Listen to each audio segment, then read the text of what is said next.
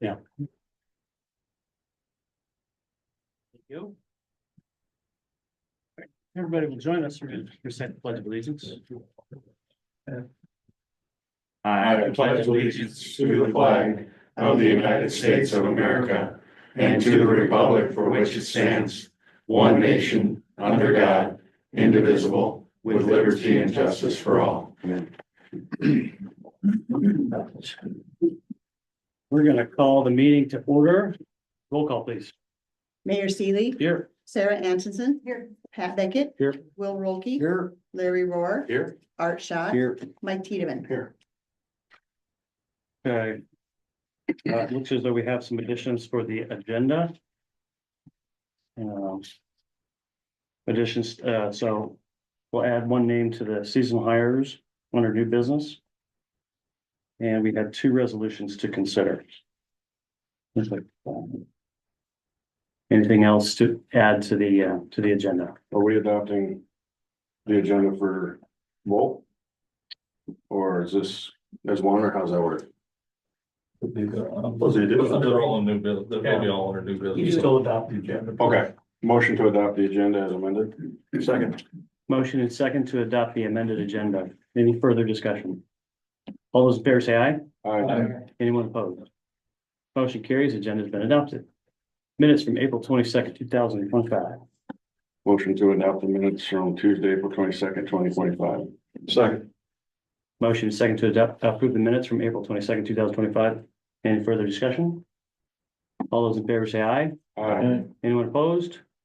Minutes are approved. Visitors. I know we have at least one visitor to be heard. Yeah. So Crystal and Serena. Hi. Good. Good. Yeah, absolutely. Thanks for coming. Thanks for having us. You want to do first? I guess we don't really know what you guys are looking for tonight. I'm assuming you all got the letters Jerry told us that we had written. They've seen it twice. Seen it twice? Mhm. Okay. There's a passage in the Bible about blooming where you're planted. We're both retired now, and you kind of lose your identity when you don't have your work. So we're looking for things, and we are passionate about caring about how the city appears. We think it could use a little sprucing up, and we're used to working in the leadership role, and we're happy to assume that position as much as we can. Don't have a whole lot of things to add to that, but if we can answer any questions, we'd be happy to. You kind of have a vision. I mean, right now, if you had, you could do anything you want, what would something like this look like in your imagination? Well, right now, we want to focus on the downtown, the main area. Corridor. I think that's most important, and that's also the park. Kelly reached out to me a couple days ago, and I told him after the meeting, we'd reach out to him, because I'm sure, that's a question I have. As far as flowers go, Jerry, you said there is a budget for flowers. Does Kelly do that, or how's that work? We don't Kelly- understand how that. He gets some for down, the gals get some money downtown to do all theirs, and then we take care of the ones on boulevards. So Okay, we'll probably short 2 of those this year because it's gonna be tore up. sure. So, I guess if I could add to the vision part of it. There's a couple of green spaces along the downtown here that really need some attention, and I would like to see a cleaning up of the area, planting maybe some native grasses and flowers that would not take a lot of work to maintain and keep up, but have a nice look. More benches. In my mind, we need more benches. When people are shopping downtown, it's nice to have a place to sit. Yeah. And you run into people, and there's so little visiting. Our lives are so fast paced anymore. I think if you provide a little opportunity for a moment with some friends and there's a bench, you might sit down and visit a little bit more while you're downtown. Yeah. So I guess that's, and just cleaning the weeds up and sprucing up the storefronts, helping each individual business take care of what they've got. We can be the hands and the feet that get that done with volunteerism.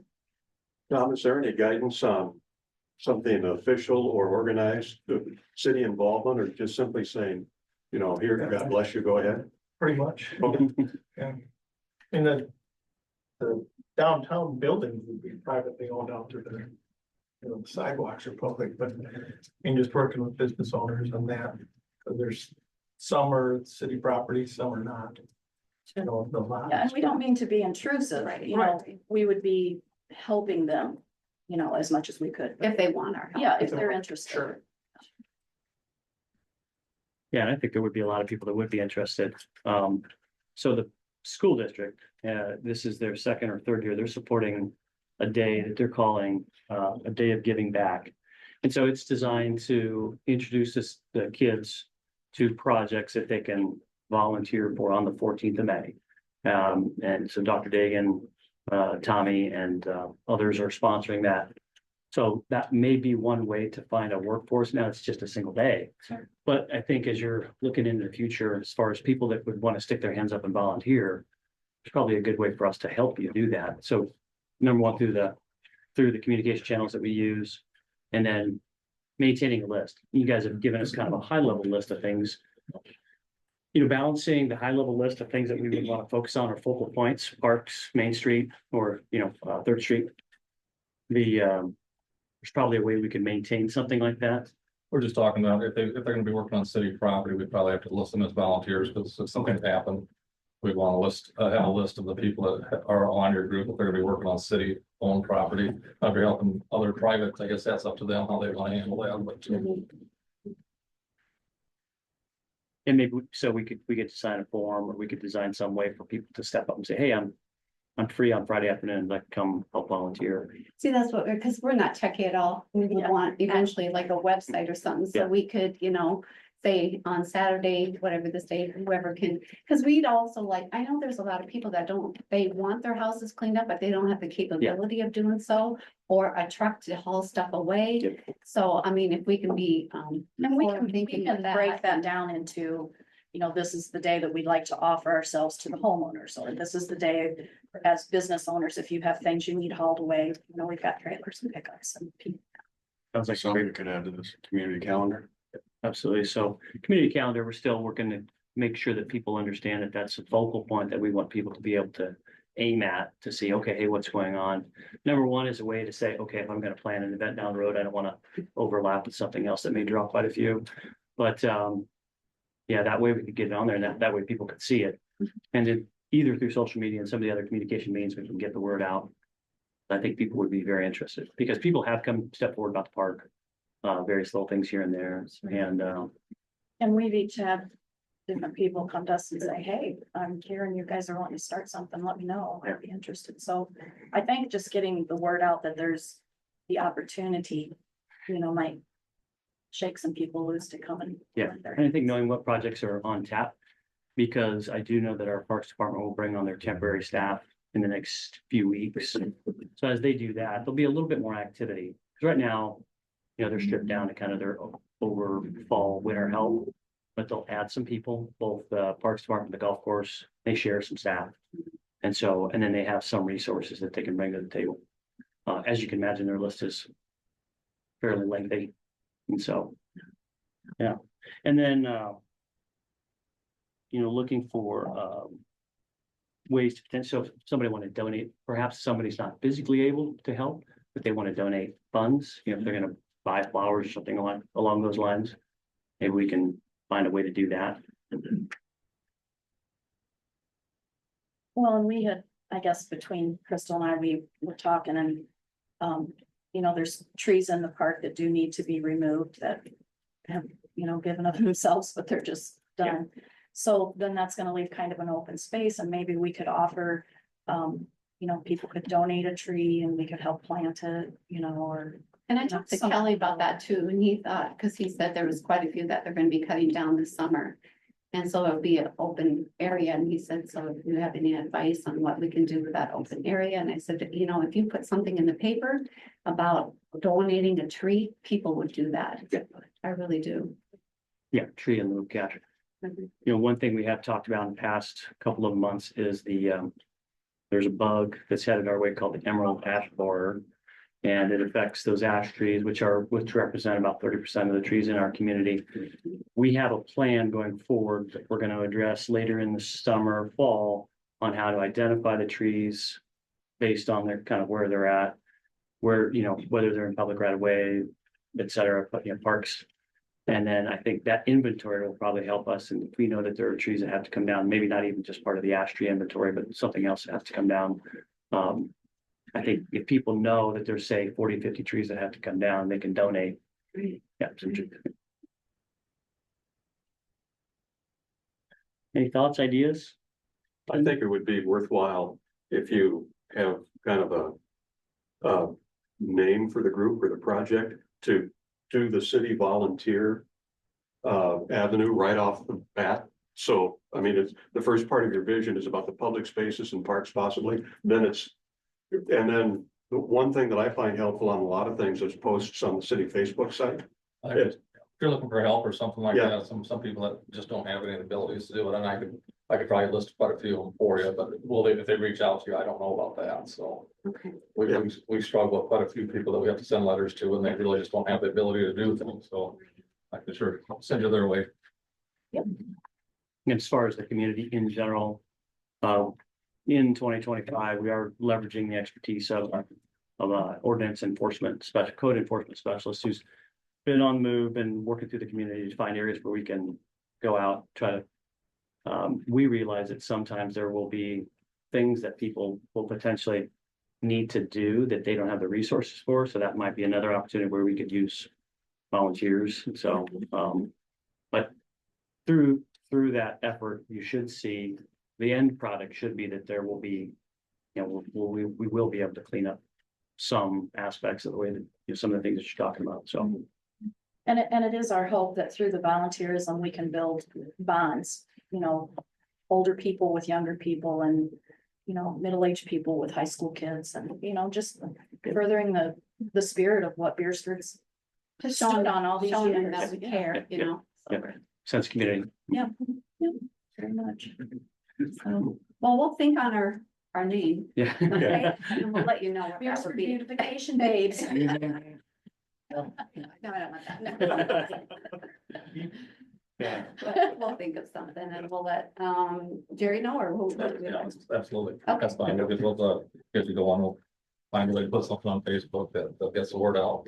Sounds good. I keep you busy. Well, even Kelly said he's willing to help out as far as just mowing, if somebody needs, you know, place mowed and need, you know. If you're looking for a little part-time work, I think we talked. Well, hopefully we'll get some volunteers too, you know, we just read them all the time. You might Hopefully. not want to let me go lose with them over. Good idea. Thank you. So anyway, so any other questions? No, we Okay. appreciate it. And, yep, this is something we should definitely invest in. So thank you. All right, Appreciate it. good. Thanks for your time. Thanks, everybody. Thank you. All right. Other visitors? I'm just waiting to hear back from him. Okay, so do we have, Pat, do we have a And I step? do have one question about the water on that one too, but I wanted to hear that update. We have a specific. We have a specific line item. Yeah, we're gonna get to all of that down there probably some point. Well, his engineering report's kind of under the full business, so Okay, there's some of that we can go over at that time too. okay, we'll do that. Yes, Brian. Yes, Where we're sitting with variance for my septic system be staying. my understanding was that after the updates from last week that we were gonna hook you up to the septic system or to the sewer system. No. I was told that that was an option by the lawyer, but his saying that it has to be done, there are very many exceptions done across the state. Mhm. And since our city manager at one time told me that I would be keeping them after I put $6,000 into it 3 years ago. Right. I thought there was some exception that would be done for that. Yeah, I think the high level discussion had been that, acknowledging that there's, local ordinance, state law that says that if you're within a couple hundred feet of a sewer system, you'll want to tie in. And that's, something that's recognized not only across the state of South Dakota, but also there are other like states. knowing that you, I think it was, 4 years ago, you said you put in your new system? Yep, 3 Yeah, years ago. 3 years ago, okay, so at a cost of 6,000. Yeah. The belief would be that you could. There may be a way for us to explore options. Probably Pat, might need to Yeah. address, was it not hooked up, Pat? It was hooked up, because the dry pit, or essentially the drain field portion of Ryan's system was on the city property. The path of least resistance as far as Metro's construction was concerned was to remove that dry pit and then tie him in.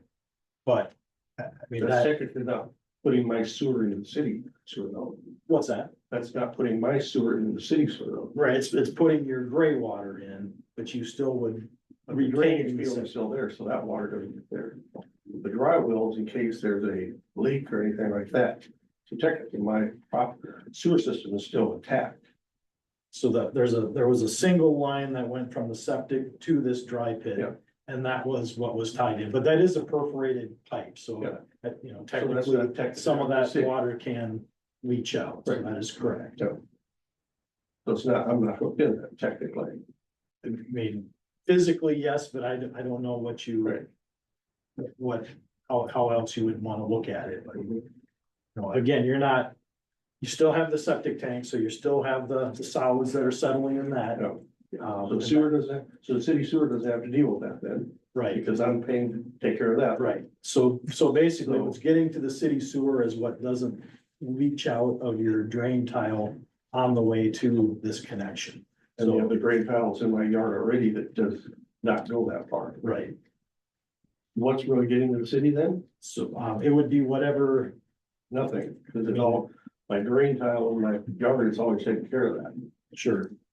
So I'm trying to figure out what I'm. So I know this dry pit had water in it, but I don't know if that, I guess to be fair, I'm not an expert on how those systems work. If that's normal, that the dry pit would have water and that just more slowly leaches out.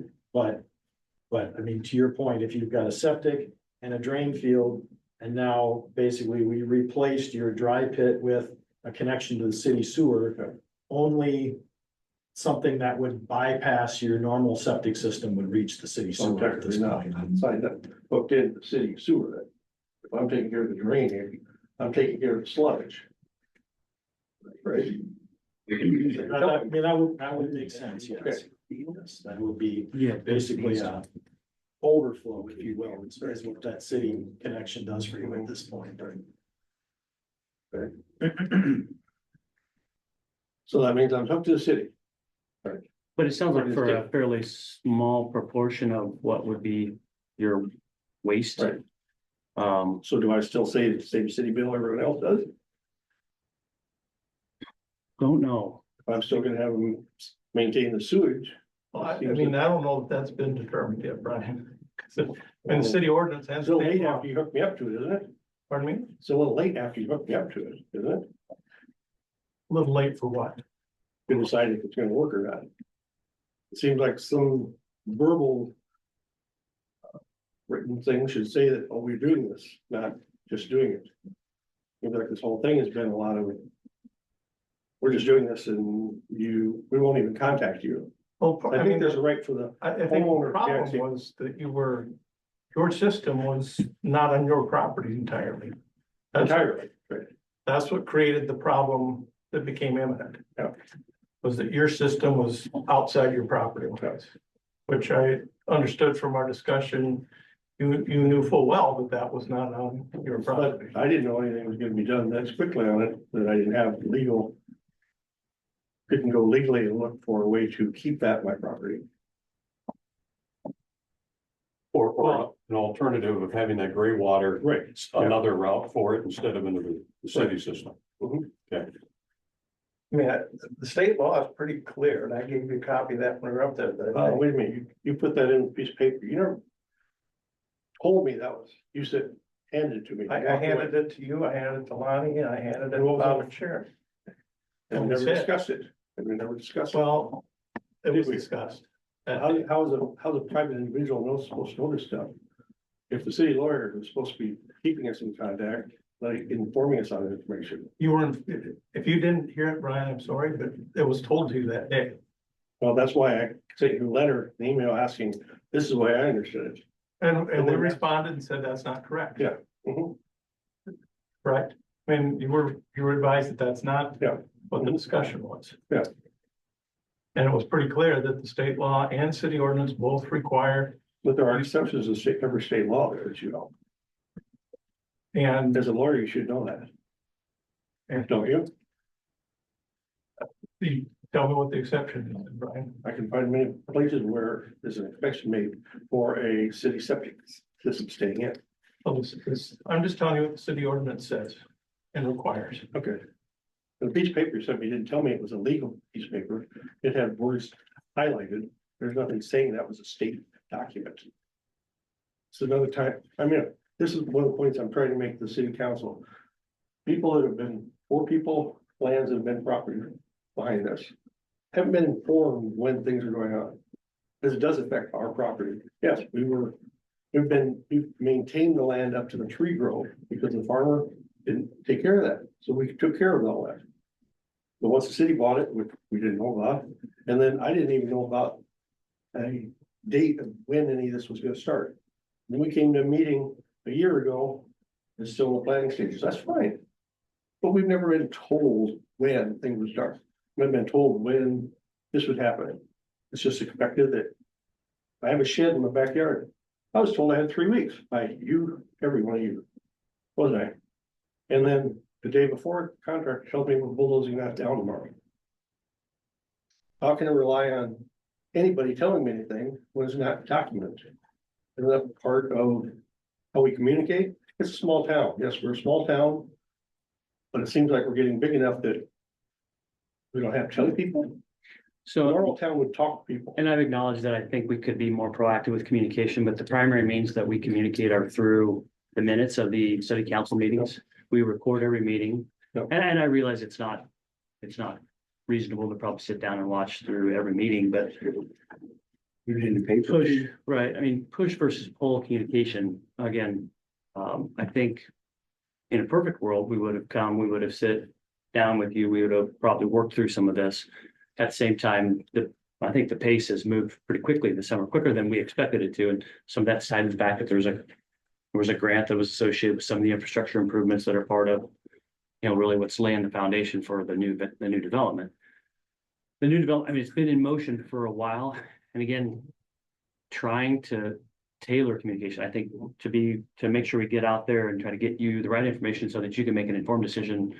Like you said, I think, what you told me face to face last week, which is, had you known about the timeline, you probably would have moved your shed. Right. Yeah, I looked in a legal counsel to take care of we'll something. acknowledge we need to improve communication. As far as improving this situation, improving what we need to right now going forward, I would say that we probably need to have an offline meeting with Yeah. all. So we can, put some, I mean, if anybody here had a shed in your backyard that you were told doesn't meet code, they tell you have 3 weeks to take care of it. And then 2 days later, they come in and start taking it out. Is that the right thing to do for a city this small? That's not how we should be working. no, but I think the Yeah. person that was working that day, that was out there on the site I don't think they were in tune with our previous discussion. So again, that's 2 people kind of doing one of these, but But the only person that suffered is the people that are on that line. The property that take care of it for many years, not like. It was a farmland that nobody took care of, property that people have lived on and taken care of for many years. And then it wasn't important anymore. That's almost the way that people feel, that's the way I felt. Mhm. I'm not important enough to let them know when the construction is gonna happen, all of a sudden there's equipment out there, it's gonna happen soon. I mean, the public knows, I mean, the meeting, yes. But we get a bill every month from the city. Could that be pointed out in there? Yeah, we missed it this time, but the point is, we have professionals that should be catching this stuff. And who's paying for it? People that are stuck behind it, So, okay, we can table the sewage thing later. Thank you. Is, just for my information, is a connection like this, not the main sewer, but the gray water, is that unique to our system right now? I mean, One that I'm aware of. okay, I mean, so. That'd be a question, I guess, more for Jeff and his Okay, crew. Unless that was disconnected in some sense, are you seeking some sort of accommodation, saying this isn't a real sewer connection, but now that this is done, it shouldn't be billed as such? Well, yeah, I wasn't informed of being, I mean, did I have a choice to hook up to it? Or did the state? No. But should I have a right to know that I was going to pay to get hooked up to it? Well, I should have. It shouldn't be just done for me. Yeah. This seems a little uninformative. Right? And now if I do have to hook up to it, if I do have to get rid of my septic system, how much more is it gonna cost me to do it that way now? I was told that we were gonna put stub and that I would hook up to that if I needed to, back when I was told that my septic system could stay in until it went bad. And all of a sudden I'm being locked. That didn't happen. None of this stuff was being happened that I was told was going to happen. It's all something new. Well, I don't think there was a general awareness that your septic system was not on your property. I mean, I think that, yeah, obviously aggravated the situation, Brian. Mhm. The septic system in the property could work fine without a dry well. I I can't to give you. first put the septic tank in, because when I put my septic tank in 3 years ago, I looked at it as a long term, like the one that was in there for 40 years before that. I thought, I'm gonna put one large enough that'll last another 40 years in case the next people take over. If I would have known that I was gonna, because then nobody had told us about the new expansion happening. I don't think you guys knew about it, but it was not literally told anybody. All you knew, the city had bought it. It was not told that there was expansion going on, so I put extra money into it to make it large enough to last 40 years. Then afterwards, it has to go away. Well, they didn't buy the property till January 2024. But city didn't close on that property till January 2024. But was there any deadline of when the property was gonna be developed? No. There was a lot of cities, how many other properties the city owns that hasn't been developed, but they own it? So how was I to know that, yes, it's gonna happen right now? In the 40 years that I had it there before, wasn't. I mean, it's unfortunate that you had to, and at the time you replaced it, I don't think there was any plan of this being developed, Brian. Actually, but the law was still the same then, that if you're within 200 feet, you have to hook up. Yeah. I mean, it's state regulations, it's city ordinance. They're both consistent with that if you're within 200 feet of a public system, you shall connect. Can't control, I mean, no one could control the timing, and it certainly wasn't done to try and punish you in any fashion. It was just, that was when there was an opportunity to develop some much needed housing. I could have put a $2,000 septic system in instead of a $6,000. Yep. I would have been No told that question. there's a plan that this is gonna be an expansion and sewer and everything, but no, I was not told. City bought it for some future expansion. That's all it said. So city knew beforehand, they should pay me for half of that, for the distance of that septic system. It'll be that way. I don't know what we can do to satisfy you about the timing of it. It wasn't known when you put that system in that this was going to be developed, that the city was going to buy it. So.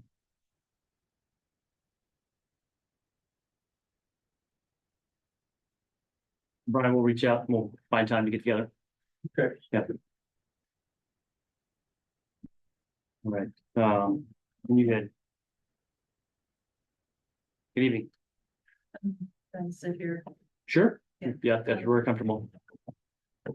The mic, it helps us because it records just part of our conversation. Yeah, yeah. And for communication purposes, so. It's hard to hear you guys do, but anyway, My daughter Daisy Lindsay and her husband David, they run the Civic Center. And I do a lot of volunteering down there. And, in front of the store, there's been this, I guess it's a city trash can. With those newer, with the rock. Look around the whole thing. Daisy's called the city several times in the past several months about. Who is going to get the garbage out of that thing, because it was always overflowing. We were picking up garbage that was blown around and it's been a mess. And we didn't really get an answer, and I.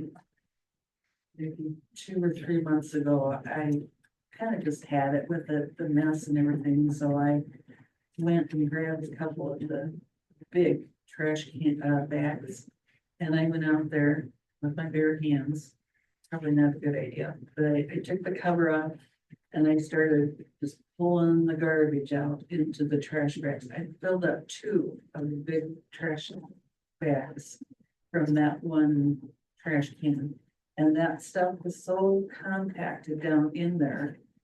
And I wish I would have kept count, but I'm guessing there was like over 20 cans of that Copenhagen chewing tobacco, those cans. It looked like one of those here black men's long johns in there. It looked like someone had been cleaning out their cars and and I don't think it had been emptied from the bottom up for ages. And it was just a mess. So I had Daisy call the city and tell them that I found a plastic potted plant in the store and I plopped it down on the top of the trash can. Now it's a planter. So we don't have a mess anymore. They seemed fine with that. That was my solution, because we weren't getting any. Is it a ruse? Is it it's a wheeled? No, Like, it's one of those concrete ones, I think. Round, big ones. Our parks guys pick it up, or else the street guys pick it up when they're not working in the summertime, winter time, so I don't know how it got missed, I don't know. this is like the one along the trail there on This is number just- 8. Yeah, the one you got here, one you see out in front. Yeah. One by the Yeah, post I mean, office. I don't know, I wasn't Yeah. aware that they didn't pick them up. I don't Yeah, know how the they Civic picked 'em Center, up. and you said the Civic Center. What's the address? What's the location? Pardon me, Where's this? Where is this at? just down the street here. Oh, Civic Center, right in front of the Civic Center. City council, okay. yeah. Got it. Okay. It's the thrift store. It's got Yeah. Civic Center and thrift store. We definitely have people that like to empty their cars out when they stop and fill them up completely. So we'll have one that's completely full and we'll have 8 of them that have barely anything else. So that happens all the time. So we do get calls on those because we just emptied them a week earlier and they're already full again. So we got quite a few people that do that, empty their cars out. Does Ruse come? And I thought we made a deal with Ruse. They aren't right now. We have not. No, we're just doing it ourselves. It's just easier sometimes to take it and just do it. It sounds like an awareness thing to me, so just making those that are supposed to be emptying them. I assume they were getting empty, so I usually drive by every day to check, see if there's any come out the tops, and I just call. And our guys won't pick them up, but obviously I must not have seen that one. Yeah, there's one that's fairly close to where I live that during certain times of the year, like the winter, there's people that walk their dogs and they use this one in particular for dog waste. So it gets full quick and it's full of dog waste. And unless I'll see one of the guys or I'll find an opportunity to get hold of them. Sometimes it gets really full.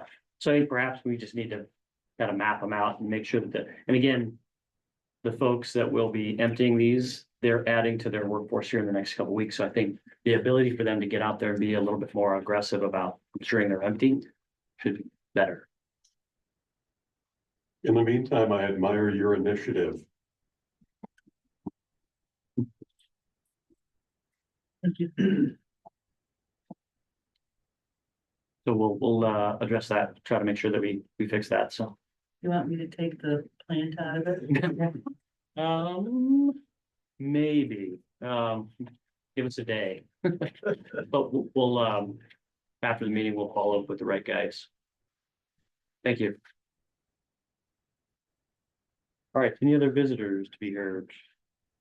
Committee mayor report, just one quick item. I did receive a grant approval from the Beresford Area Foundation to fund a consultancy for the Beresford Child Care Task Force. And so there will be some work that's going on in the next few months where we'll be painting a better picture of what the future state of childcare looks like in our community. Now move on to old business, and we'll consider the first reading of ordinance 2025-05, an ordinance which amends the provisions regarding barking dogs. I think that was on the agenda last meeting and, tried to incorporate it into our current ordinances, and I think it encompassed what that had been discussed and what the mayor had put together. This would be a first reading of that.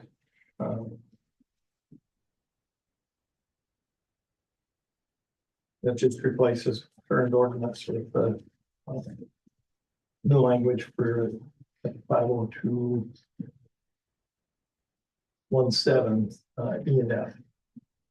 So no action tonight. No, just a first reading if the council so inclined. There's no action on the first reading, it's just noted in the minutes and then either approved or disapproved at a second reading, which would be at the next meeting. I appreciate that there's flexibility in that. Are you comfortable with that language about? Well, I told Jerry, we were talking about the other day. I don't ever remember the city prosecuting a barking dog violation, so whether it's the old ordinance or the new ordinance, there's some subjectivity to that, but Okay. I think Chief Shirt wanted to say that it has to be something that they're observing. Yeah. They get a call, dogs barking, I go over there, there's no noise. Yeah. Pretty hard for them to enforce, so. Yeah, Officer Grayson Lass or Sheriff Grayson Lass brought this forward, and then it was subsequently reviewed by Chief Sheriff to make sure that it wasn't burdensome for their staff. Right. But it also it had some additional clarity because the boilerplate was fairly generic. Yeah, let's put a little bit of a time frame in it, so it's not 5 years later, you're a second offender. So. All right, any discussion? All right, we'll move on to the next line item. City of Beresford donation request review policy for review. So pages 10 and 11 of your packet. Elaine and I spoke about this a few months ago. This provides some boundaries for what donations we can give and what can't give. And then also provides some additional information about which organizations we would potentially support. And then it also lets everyone know that it's of course not unlimited, but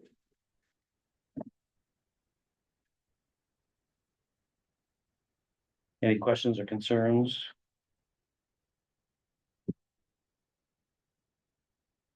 Elaine was good with this. Did she give her input? She was able to review it. I don't know that she had any, I don't remember that she had any. This is just for small type of things, Right. anyone that wants anything more than an annual subsidy, they're gonna have to go through the whole same process as Yep. they've done in the past. If people get a new one, we're just gonna say, hey, that's not in the scope of what we're trying to do here. You gotta get on the agenda just like everyone else and submit your proposal to the council and work through the budget process. Okay. Yeah, and I think within one of the restrictions, the first restriction, it said we won't get cash. And so that way, if somebody is requesting a part of the subsidy process, then we know there's an annual billing for that. And they'll bring it in with the rest of the subsidy request. We need to take any official action on it or I think we should just approve it, don't you? Yeah, so there's a policy. motion to approve the city of Beresford donation request policies? Second. Motion is second to approve the city of Beresford donation request policy. Any further discussion? All those in favor say aye. Aye. Anyone opposed? Motion carries. Next item. City of Beresford use of artificial intelligence policy review. So, as artificial intelligence becomes considerably more prevalent, some municipalities are being proactive about considering where you can use it and where you cannot use it. It cannot replace our decision-making, but it can support, grammar, it can support the construction of lists, it can support, teeing up information that helps us make an informed decision, so. From my understanding, I think this would be one of the first few policies. I think there's a few other communities considering this.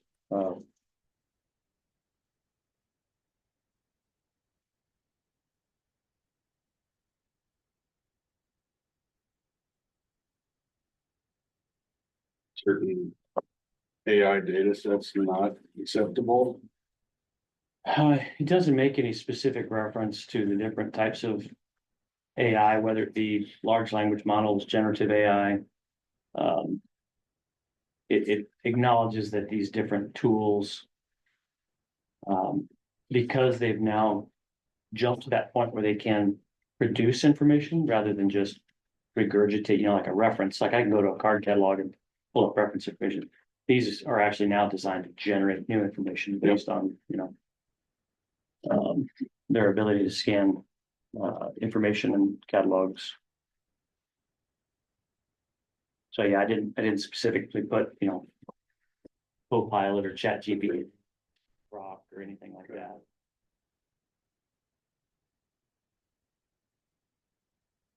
Yeah, well, I was just curious, I know, like at where I work, you're not allowed to put any client information in specific. And does that need like use of citizens' data, personal data? Something like that? Like a PII line. Yeah, that actually makes sense because each model is designed to consume the information that's used to ask the questions to factor into subsequent questions. And so I think there's a lot of organizations that probably have a similar line. Your recommendation would be to add a line for personally identifiable, avoid the use of personally identifiable use or information. Yes. Okay. Good catch.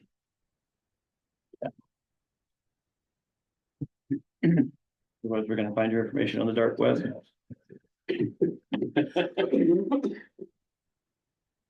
Mr. Bickett, Mr. Rolke, Sarah, anything? All good? You've got the accountability, because I've used sparingly just for testing it out, and it's not right all the time. No, I was looking for the boundary between Iowa and South Dakota, and they gave me some response about the Missouri, and I was like, no, that's not the right river. Yeah. That's the Sioux. Oh, you're right. So that's pretty basic to get wrong, but. the problem with generative AI is it will convincingly tell you that this is the answer. And so that's where human oversight has to be applied. You may want to put proprietary information to personally identifiable, because. Yeah. Billing, with all the billing that goes on through here.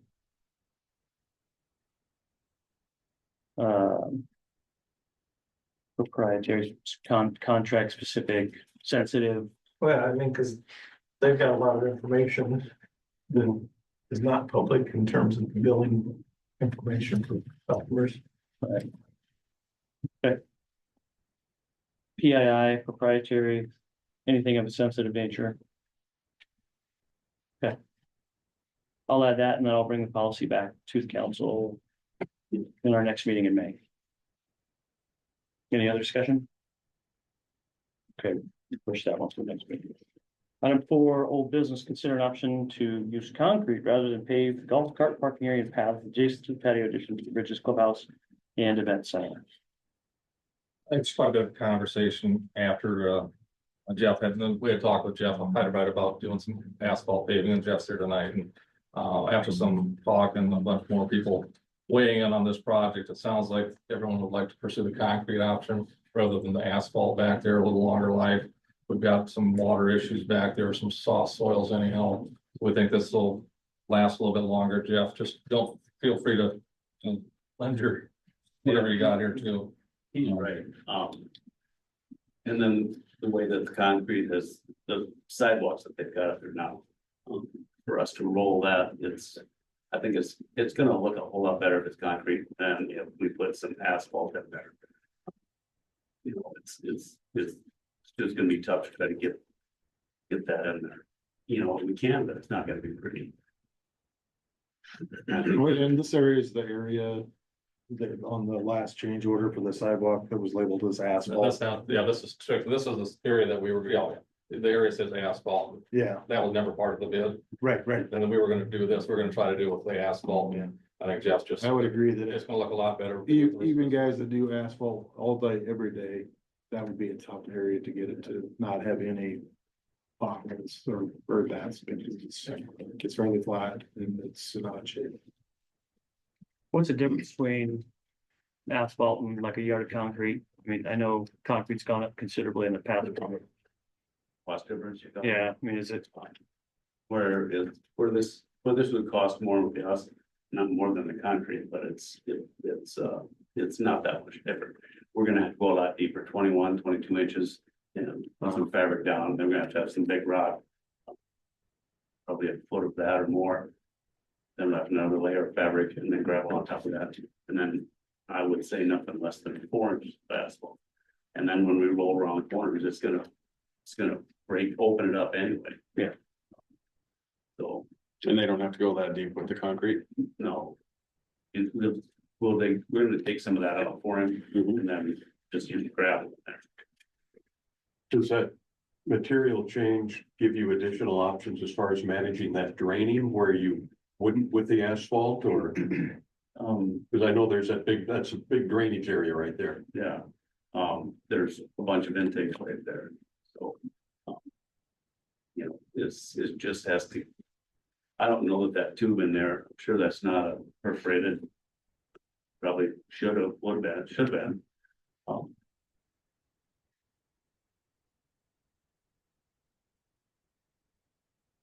What did you wanna know? Well, I mean, there's a big drain right in the middle. Everything's gonna flow in. Does that go into a storm? Yeah, there's on the south side, there's two. Okay. And then you go around the corner, there's another one, that all runs over, put over to the creek, goes underneath the parking lot. Kind of on the west end, Okay. and then dumps into that creek. Okay. So, Cause that seemed like that was down quite a ways. yeah, I'm wondering by changing to this material, you've got some options to change the drainage level or well, we're gonna improve go- that. or- The one. Where we talked about the asphalt stopping. Yeah. Right there between the event center and the. Eating area. That one, we're gonna raise that one up a little bit. They're gonna bring some more in, some dirt in when they get done. I would assume that's Parks and Kelly and Jason. Do their landscaping and stuff. And then all that water that's sidewalks and parking area should go into that. So, and then the rest of them will pick up.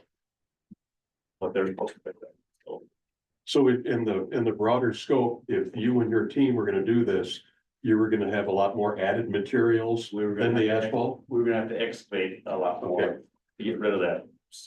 I don't know if anybody saw when they were doing the sidewalks and stuff, the cement, Yeah. when they were carrying that thing in there. I mean, it was just a quagmire. Anytime they've been in there with any heavy equipment, it's gotten really, really soft. So a lot of that's gonna have to come out. Down 22 inches. That put some big rock fabric in there to keep the mud from coming up, put some big rock in there, and then fabric to separate the big rock from the gravel. Then is that making sense? Well, yeah, and that work isn't gonna be required with the concrete, okay, Right. yeah.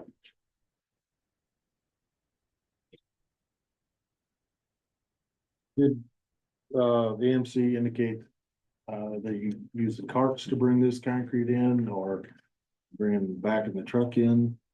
Yeah, I think they'll be able to do that back in a truck, and I think, I guess. He did mention something about, probably having to rent some equipment to, Yeah, a little and dump maybe cart that or was for bringing the concrete in. half your truck or something to. Yeah.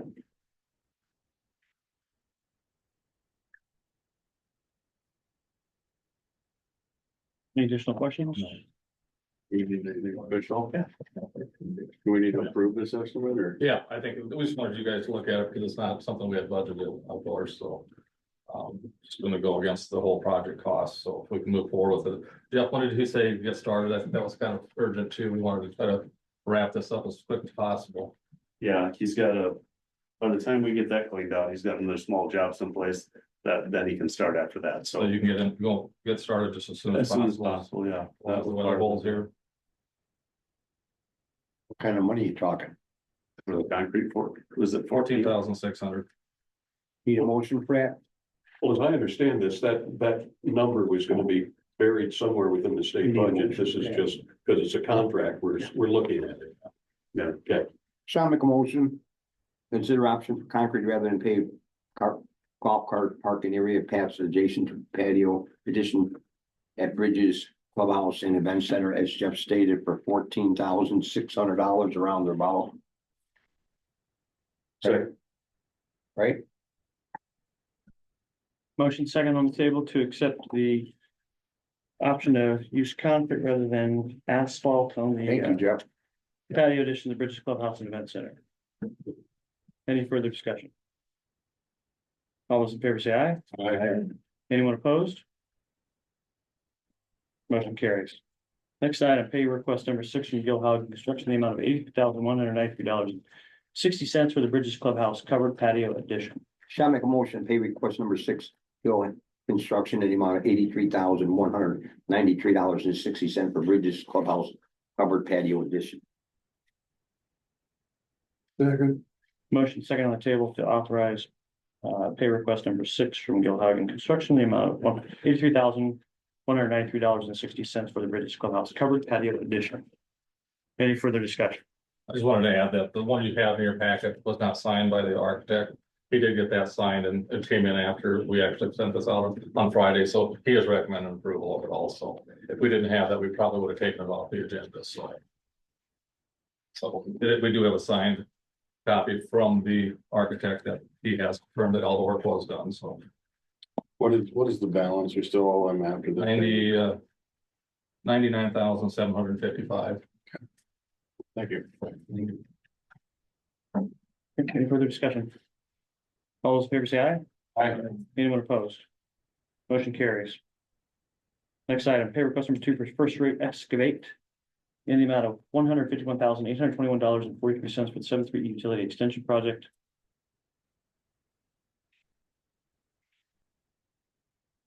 Shall I make a motion for pay request number 2 for first rate excavation in the amount of $151,821.43 for 7th Street Utility Extension Project. Second. Motion is second on the table to authorize pay request number 2 for first rate excavate in the amount of $151,821.43 for the 7th Street Utility Extension Project. Any further discussion? All those in favor say aye. Anyone opposed? Motion carries. Next item. I'm sorry. No, I'm just gonna say they seem to be quite a ways ahead on the timeline of the project. They are. Pay request number 14 from Siteworks in the amount of $295,300 for the wastewater treatment facility and Sager units. Shall I make a motion for pay request number 14 from Siteworks in the amount of $295-336 for the WWTF SAGR units. Second. Motion is second on the table to authorize pay request number 14 from Siteworks in the amount of $295,336. Excuse me, $295,336 for the wastewater treatment facility and Sager units. Any further discussion? All those in favor say aye. Anyone opposed? Motion carries. Next item, amendment number 1, owner engineer agreement with Banner Associates for the Bach Residential Development Project to extend Gun Club Road to 472nd Avenue. So this is a follow-up to a discussion we had a few meetings back. When we had reviewed or opened the bids for the Bach Development Project and had the favorable result that we did as far as being under budget. Discussed the opportunity to essentially extend Gun Club Road from the entrance to the new ball fields out to 472nd Avenue. And what this amendment is for then is the modification and expansion of our services to complete that design, putting together the change order and overseeing the construction administration, construction phase portion of it. There's a lump sum, a portion of the design for $27,600, and then the construction services as an hourly to a $20,700 limit. And this also included the plating services, so that had been excluded from our initial contract for some reason, and this is work that we've already done. The plat's already been filed. There is some changes that'll ultimately have to be made to it. Some minor modifications, and then when the project is complete, we'll go out and set all the property corners for all the lots. See a motion? Shall make a motion for amendment number 1 to owner engineering agreement with Banner Associates for the Bach Residential Development Project to extend Gun Club Road 472 Avenue. Okay, the first amount is $27,600. And then the other one was per hour was around 20,700. And then you made another comment on, The plating was a $12,000. okay, the plotting was around 12,000, give or take. Or if there's any miscellaneous amount that brought at a later date within reason. Second. That covers everything. Did a great job, sir. Thank you. Thank you. You have a great night. All right. He's not done. Motion is second on the table to authorize amendment number 1 to owner engineer agreement with Banner Associates for Bach Residential Development. Project to extend again Club Road to 472nd Avenue. The amounts are $27,600 lump sum for data engineering services, design engineering services, $20,000 700 limit for construction services, 12,000 additional for the estimated work for plating services. Any further discussion? All those in favor say aye. Aye. Anyone opposed? Motion carries. Thank you. Looks like we have another amendment too. So this amendment is on the sanitary sewer lining project. Again, following up on the discussion we had a few meetings back. When that project was let and the contract awarded, again, there was a substantially under the budget. And so we had the opportunity to prepare $1,076,185 change order for Musson Brothers to add a significant amount of sewer lining, cleaning and televising. And again, this amendment falls in line with our expanded services to address that part of the project. This amendment is a request for an additional $86,700. That breaks out to $39,000 for construction administration and $47,700 for construction observation. The construction admin is a lump sum. The construction observation is again hourly to limit. And I think, you correct me if I'm wrong, Jerry, the background to this change was, since the project that was planned for this phase was so much under, this was a chance to do work that was planned for the future at what might be a lower price now. We had already identified additional, we're targeting the worst, then working our way up. And we probably have any additional available that we can move on, and that's exactly what we're doing. Shall make a motion for amendment number 1, owner engineer agreement with Banner Associates for sanitary sewer replacement CIPP IMP project.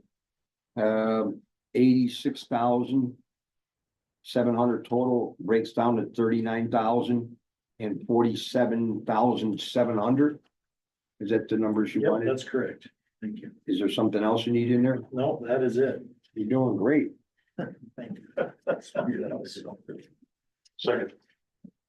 Motion is second on the table to authorize amendment number 1, owner engineer agreement with Banner Associates for sanitary sewer replacement and the CIPP implementation project in the amount of $39,000 lump sum construction administration services, $47,700 construction observation services hourly up to that limit. Any further discussion? All those in favor say aye. Aye. Anyone opposed? Motion carries. Next item, consider paving 7th Street from the Bridges Cart Shed south to the end of the new Parks Maintenance Building. Yeah, I think I included just a little drawing of the area that we looked at. One of these when the Seventh Street project was originally done, we were just planning to go to about the end of the cart shed with paving. And now that we've got the new maintenance building out there, we feel it might as well push that all the way down. So we aren't hauling gravel and everything into our new building every day. So we think it only makes sense to take it down to the bunkers that are there. You know what, the bunkers are just a little bit to the south of the new shed, so. What kind of money are we looking? We're looking at $12,500 to do that, Shall I make a motion?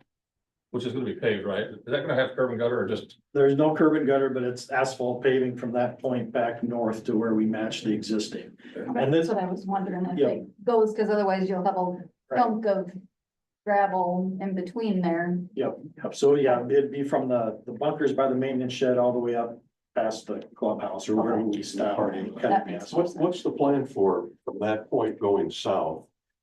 Is there gonna be when they're complete, a gravel? It is gonna be left dirt, is it? So there's a 10-foot wide gravel path essentially that follows over the top of the sanitary sewer.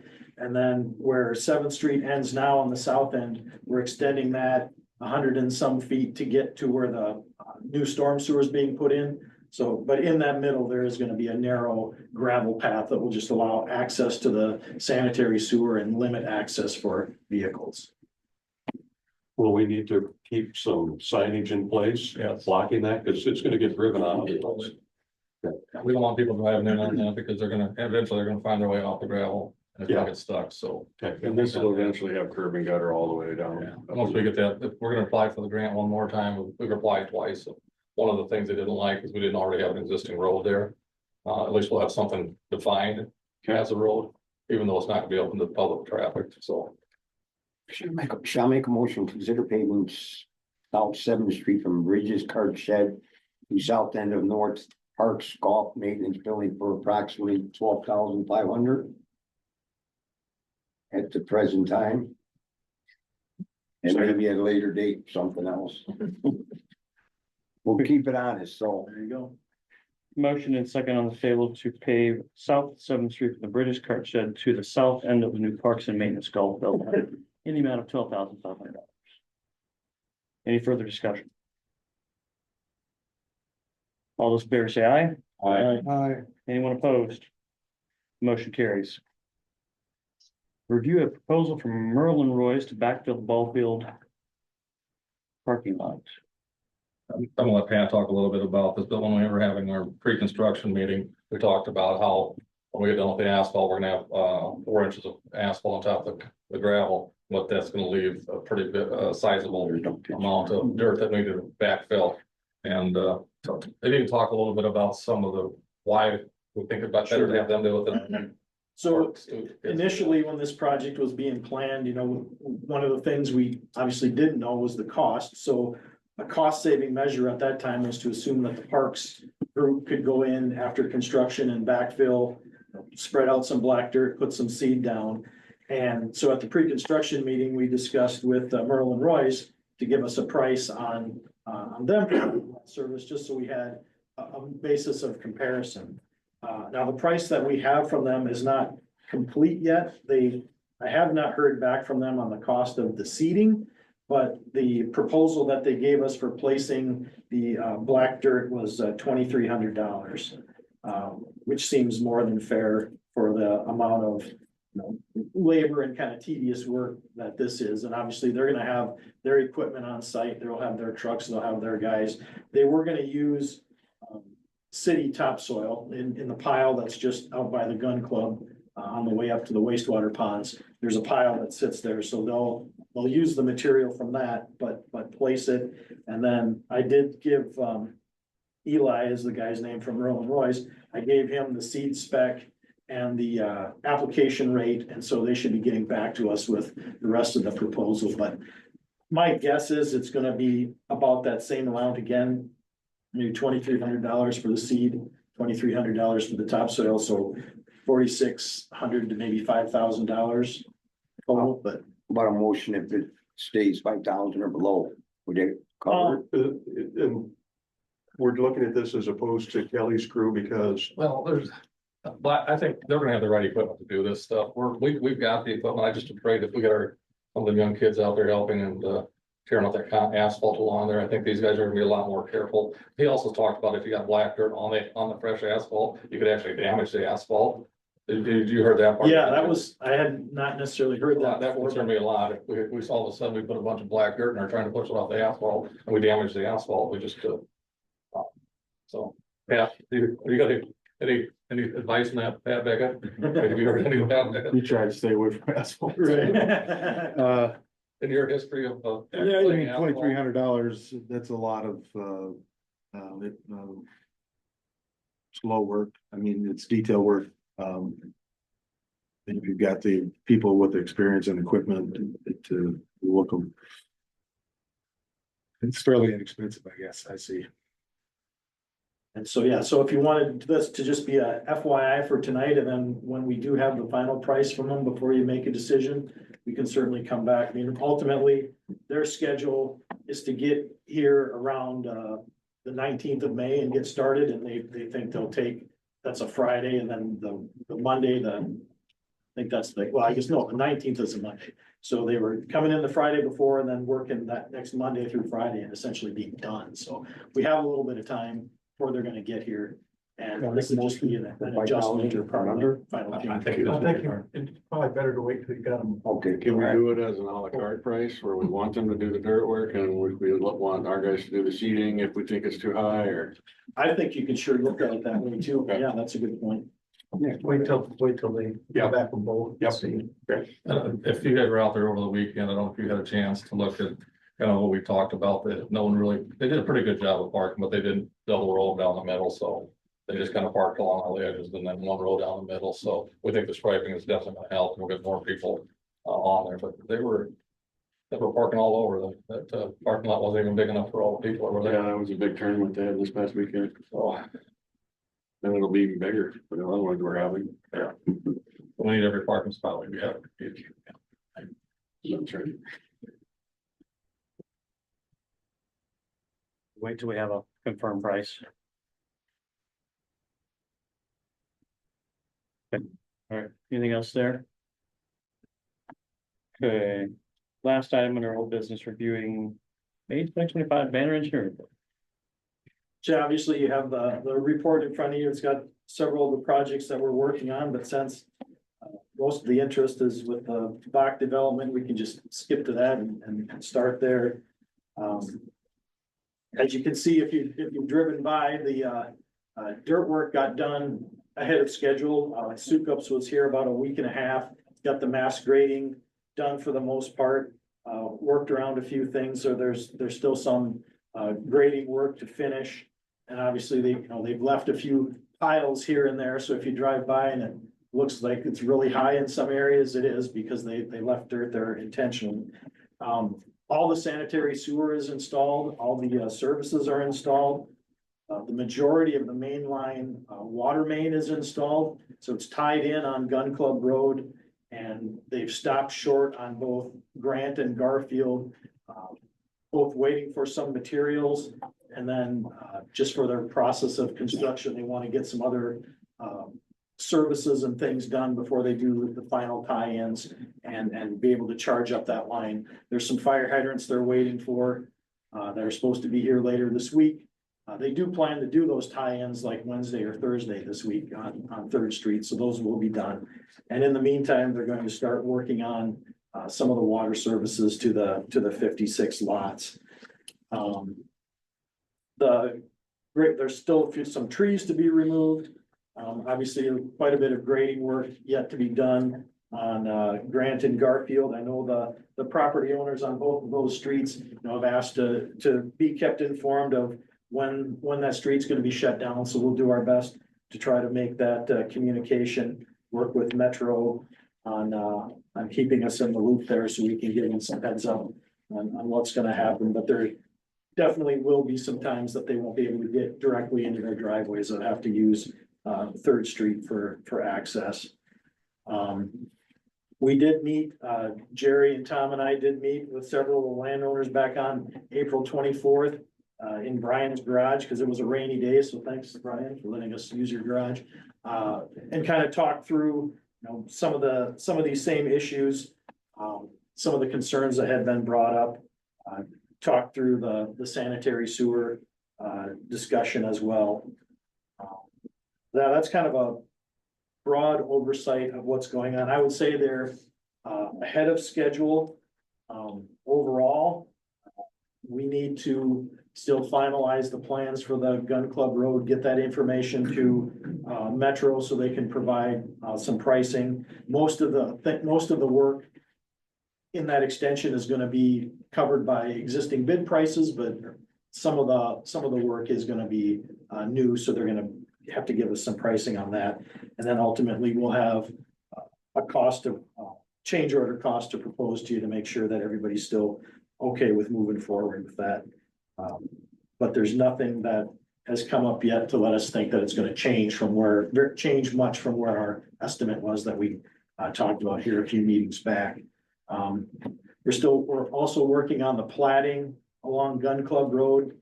Jerry provided some input on that, and we're working to get that finalized. That'll actually create some new saleable lots on the north side of Gun Club Road towards the east end for light industrial or commercial type lots. Any questions or anything?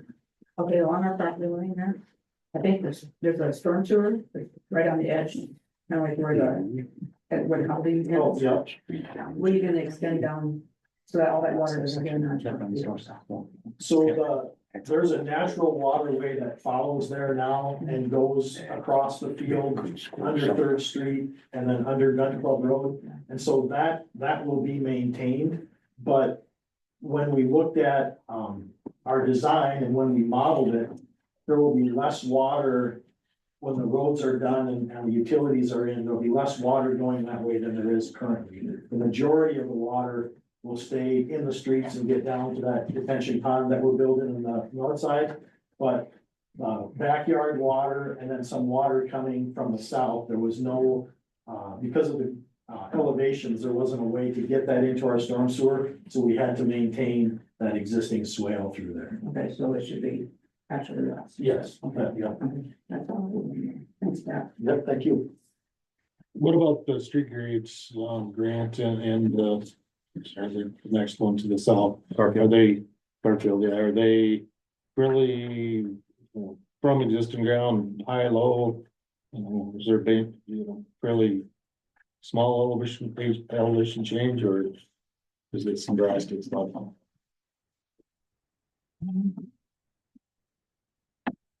Yeah, I have those sheets right here.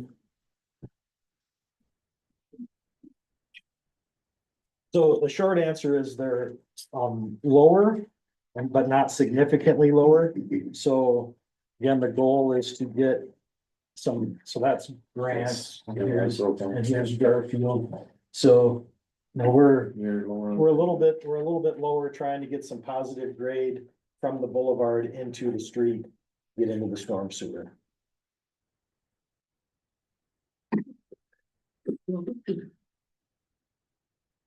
This was fairly flat north to south across there, so we're matching in fairly close on the center line.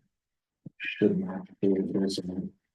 Yeah, we did look at that really closely, just knowing that there's those couple garages that are fairly close and. That's, I guess that's the Yeah. emphasis of my question. Yeah, just to get those to match in and not have have them be inaccessible.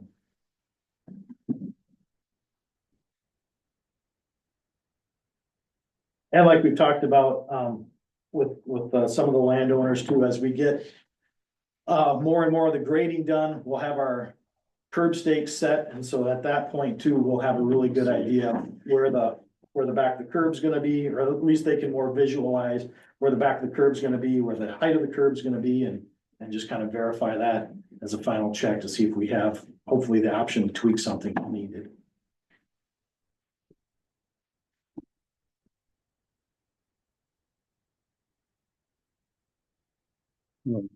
Additional questions for Mr. Carey?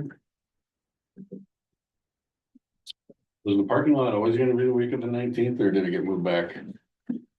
No, that was the date they gave us during the pre-construction meeting. Okay. Excuse me, I'm on the Garfield corner. There's like a half a curve that's available to do. If that will, Are you saying by your garage or like on the Third Street side? the garage, Okay, it's been gravel. gotcha. So the, we'll likely have to take out some of that concrete, but there will be concrete that gets put back in. And I know you had mentioned to Brandon that there was rebar in the concrete, and so, yeah, we'll have to get that. You know, whatever's gonna be removed. You got to saw it, otherwise it's gonna pull the whole damn thing. Yep, well, yeah, that's been relayed to Metro that needs to be saw cut and again, we'll have a better idea when you put the stakes out there, you can visualize it a little bit better. Yeah. But your garage is definitely close to the curb, but it's about 5 feet behind the curb. Tuesday night, there's a So girls it should softball game. make it 5 We feet. play Vermillion Tuesday night. Should If there's any way you can tweak it anymore, you know. Oh, Sure. That week. Maybe. And that's before just. that. And then also, you know, because when they come by, you know, when it's snow, does Beresford, do they have gates? I don't think so. No snow Because gates. otherwise, you know, they're just gonna, they can push the garage door. Oh, sure. Jeff will just push it the other way. Yeah. People attending the new field. So is it possible for us to have the curb like all along it up to the third street? I don't know if Because we're so used Because to. another thing I'm worried about is walk, because that garage was put too low. Mhm. And, but I mean, the way it's designed right now, I gotta show the water runs by the front of the garage. Sure. I don't know if the street is gonna, which way, you know, if the street is gonna help the water not getting. I would say at most it's gonna be flat. I don't think we were able to get it quite lower than that. Oh, no, Coming out. But the street will be lower than what the grade is there right now. Right, yep. Yeah. Yep. For the most part, there's gonna be a few inches. Yeah, I talked to one of your guys about that this afternoon. And I mean, I guess to your question about the drop curve, I mean, that's something we can sure look at when the concrete guys are out there too. I mean, that's kind of a game time decision of whether they knock the back off of it or pour it full height. That's an easy call to make, but I would prefer the half lower sure. all along there, Mhm. because we're just so used to lawn, you know. Sure, and sure. Park lawn if we have to. Mhm. Now, the thing to remember is the street's gonna be 35 feet wide now too, so it's gonna be much wider than what you have. Yeah. So you'll be able to park on the street instead of necessarily on the grass, but yeah, I think you'll be able to visualize that a little bit better when we get some stakes there for you. Yeah.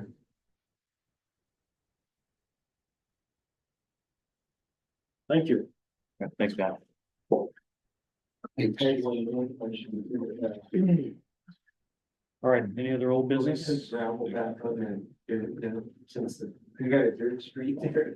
Oh. If it rains, you know. But Like temporary. Yeah. Temporary. I can ask about that. That's a good point. Thanks, Sharon. Thank you. Good to go? It's good to see you, yeah. You got something? I do. Did you read my mind? I haven't perfected that art yet. For quite a while now. Third Street has gotten busier and busier.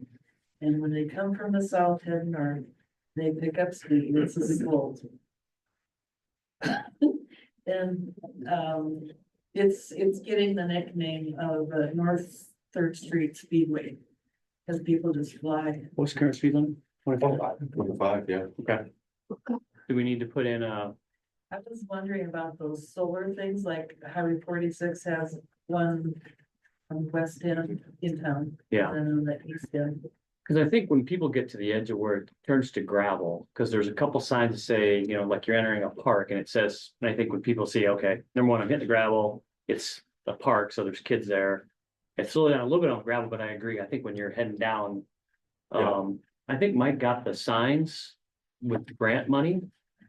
The one that's out on 46 and the one I think that's now on the end of 13th Street. I like those. I know they really get your attention when you're approaching them. You could ask me to put the trailer on for a little bit, maybe. Yeah, so to Kayla's point, there's a mobile trailer. Yeah. Sometimes you can orient it. So before on 298 that runs, so when we change the speed limit there from 40 to 30, 45 to 25. 45 to 20. We put the trailer out there for a short period of time, and I think there was a medium response. It wasn't absolute, but it was at least a visual indicator that people were exceeding the speed limit. We could try that, and then if we feel like there's additional, then we could look for maybe grant money to put out a sign. Could be officers maybe dealing more. Watch the area when they go there, big games going on and stuff, just to be a little more visual there. I mean, not Yeah. picking anybody up, but just try to drive through it more, a little more. And that wouldn't cost any more. They can patrol there anyway. It's faster to watch that area a little bit more. Yeah, because I think because this summer, we're gonna see an increase in the number of weekends where we'll have big Mike was making mention of this earlier. We'll have some bigger tournaments. I think this last weekend was probably the biggest thus far. Yes, and I think they'll be able to do that because when we have games in the middle of town, they're usually good about at least stopping by to do a once around the park at the tiny Lawrenson field. So I think we make mention of the fact, hey, if we look at the calendar and we can crosswalk the two. I mean, just be visual there once we have there. Not to control it completely, but they're doing a good job watching the rest of town. Just go out there a little more often when something's going on. It's not gonna cost any more. Yeah, we put the cameras up for, for late nights, to make sure people quit doing cookies in the parking lot, which I don't think it's still stopped at, but we can ask them we can both explore the option of a trailer for visual speed indicator, and then we can also ask them to maybe do presence patrols when they know there's something big going on. Not even big, I mean, practices every single night out there. I've witnessed it myself, parents just getting their kids to practice or. Yeah. Yeah, you let them know they'll work that in. They were really good about that on the south end of town. Yep. Yeah. So, point taken. Thanks, Brian. All right, anything else? All right, item number 8 on the agenda is reserved for Mr. Patrick Pickett. Make the motion that we pay the bills. Second. Motion is second to authorize payment of the bills. Any further discussion? All those in favor say aye. Aye. Anyone opposed? We will pay our bills. All right, item number 9, before we adjourn the first half of our meeting. Counselor Schott, you would join me. I'm gonna make you stand up. Let's go out here. We can use the podium. He's dressed up tonight. No, it's normally how I dress. Yeah. Silk shirts and stuff. I'm from Chicago. I kind of downplay it when I come to your meetings. I was gonna say, it looks a little. Miami, Rapid City. I'm living a different lifestyle. It's just living up to the license plate. Yeah. Yeah. So the first thing I'm gonna do is I'm gonna read a resolution of appreciation for. Oh, yeah. A resolution of appreciation for Council Member Arthur J. Schott. Whereas for 14 years, Arthur J. Schott faithfully served as a member of the Beresford City Council, and whereas said Council Member Schott generously gave his time to serve on numerous committees, including the Public Works, Buildings and Insurance, Parks, Pools, Recreation, Education, Public Safety, Library Board, and whereas during his tenure on the council, his fellow council members selected him to serve as the Vice President of the Beresford Cablevision, and whereas while Councilmember Schott's presence on the council will be missed, he will forever be a friend of the city of Beresford. Now, therefore, be it resolved that the city of Beresford extends its heartfelt and sincere appreciation to Councilmember Arthur J. Schott for his dedicated service representing the citizens of Beresford. Be it further resolved that this resolution makes it part of the permanent record of the city of Beresford, adopted on this day, 5th day of May 2025. Signed by myself and Elaine Johnson, who you love because you say her name all the time. Well, she bring you cookies. That's where I got the cookies from. So don't say you didn't get any. We're gonna keep this. I got a plaque for Councilmember Arthur J. Schott. Appreciate that. Thank And you. it says, in grateful recognition of 14 years dedicated service to the city of Beresford, your leadership, integrity, and steadfast commitment have left an enduring mark in our community. Your vision and tireless efforts have helped shape a stronger, brighter, and future for generations to come. I just have one question. Well, See? The bottom. well, I don't know, I was always paralegal in Chicago, so you always try to get as much stuff as you can. Yeah. I was in court 40 years of my life. Thank you, sir, for everything you've done. Thank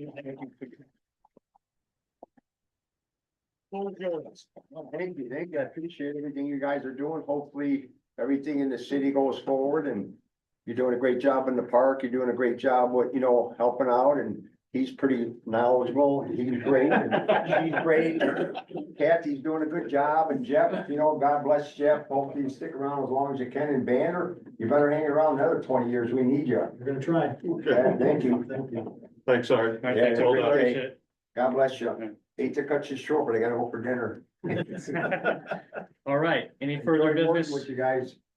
Any further business from council? We need to make a motion on the resolution. Oh, we need a motion to, there's an official resolution. I move acceptance of the resolution. Take care.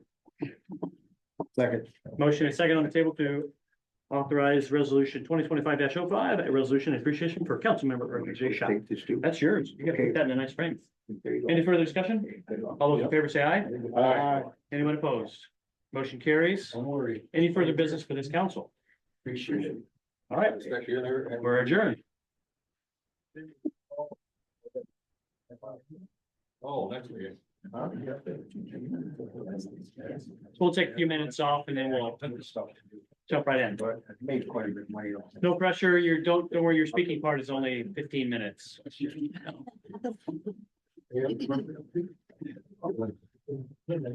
Appreciate it. Okay, yeah. Yeah. Yeah, good. Thank you, sir. Thank you. Yeah. Yeah, it's time to catch my teeth, my heart. I couldn't see it. Yeah. When you get settled in, we'll. See ya. Yep. you take care. Okay. Binder that adds a little bit more about Banner. Yeah. Have a good supper. Like to reach out to if there's ever a time you want to. All right, do we get to modify seating or how's that? Projects that How's that are work? worked on, maybe sometime. Oh, seat. What is seat them? I don't know, Mike, you You got plenty of. others.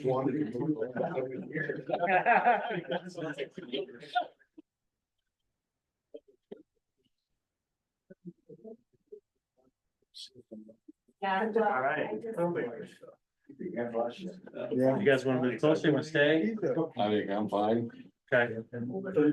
Pat, Bill, Sarah, you guys good where you're at? You want to move? No, I'm good. You have an opportunity. Do we put Kayla in the spotlight? Yeah. As long as she makes motions. It refers to the city attorney, the city administrator, the finance officer. Yeah, yeah. No, that's. Oh, Yeah, something to look into. All order. They keep it. We have to have another sign. all right. Election certificates. Hopefully we have all that. Yeah, I don't know how many games we'll be out there. Yeah, I'll look at the games practices and, We'll probably be Tuesday with. Yeah. High school softball game. Is it going in? I mean, just so they know where to put the trailer. Oh, I think it's going to the field. Going Yeah. to the I think field, going so you from, want it when you're driving north, I think that's when people are going the fastest. clean for practice. Yeah, and that's, typical parents and kids, you're running around with your hair on fire, and so. Yeah.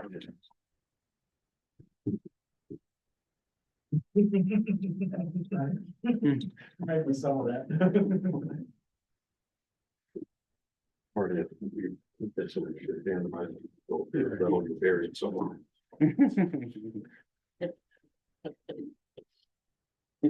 Yes, sir. You guys don't get to take your own. Yeah. Front and center.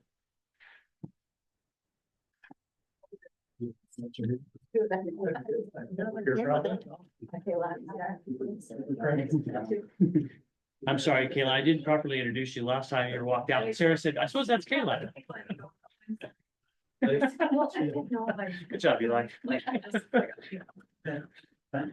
So if each of you raise your right hand. I state your name. I will having been elected having been elected to the office of council member to the office of council member, within four said wards, whichever number.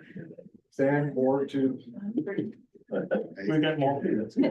City of Beresford, city of Beresford, do solemnly swear do solemnly swear that I will support the Constitution I will support the Constitution of the state of South Dakota, of the state of South Dakota. and that I will faithfully I will faithfully and impartially, and impartially, to the best of my knowledge and ability, to the best of my knowledge and ability, perform all the duties perform all the duties of my said office of my said office of council member as provided by law.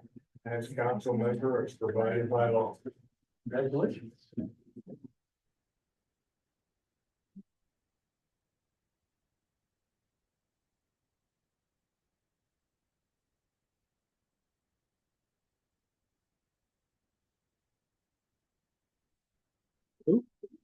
Thanks, you got it. Oh, well, he's out saving the world from. Probably on North Third Street. Yeah. As was once said to me, quick, swear them in before they change their mind.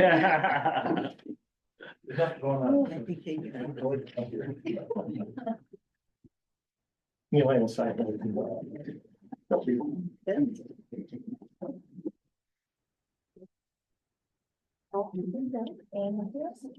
Hey,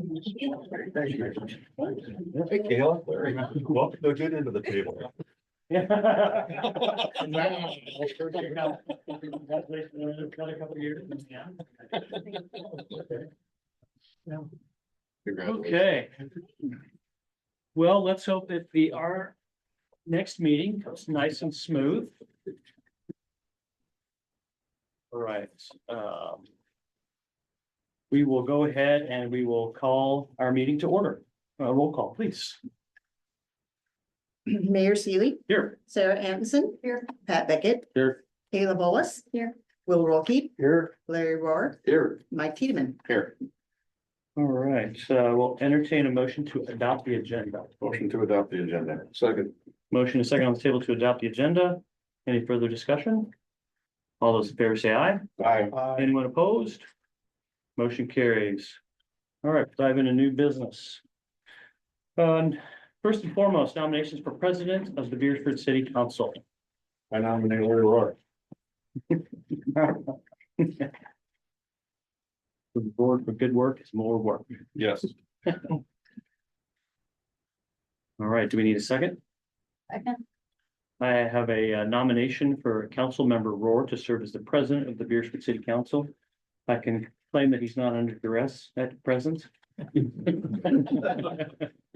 Any further nominations? All right, I'll call for nominations to cease. All those in favor of approving the nomination of Council Member Larry Rohr as the president of the Beresford City Council, say aye. Aye. Anyone opposed? All right, motion carries. Congratulations, Council Member Rohr. Thank you. And just for background, in case you didn't know, this is for him to serve if the mayor's not here to be in charge of the council meeting. Yeah. So he's like he's the VP. Yeah. And then essentially the VP becomes the Speaker of the House, yes, yeah, Speaker President. All right, next item on the agenda, nominations for Vice President of Beresford City Council. I would nominate Councilman Tiedemann as vice president. Second. Motion and second on the table to accept the nomination. Awfully quick, Will. Of Councilor Mike Tiedemann as the Vice President of Beresford City Council. Any further nominations? All right, I'll make a call for nomination to cease. All those in favor of supporting the nomination of Michael Tiedemann, council member as Vice President of Beresford City Council, say aye. Aye. Anyone opposed? Motion carries. Congratulations, Councilor Tiedemann. Thank you. Mayoral appointments. Okay, so this is where Eli has thrown a little bit of a fly in the ointment. Our previous document, which outlined council member appointments, was relatively short.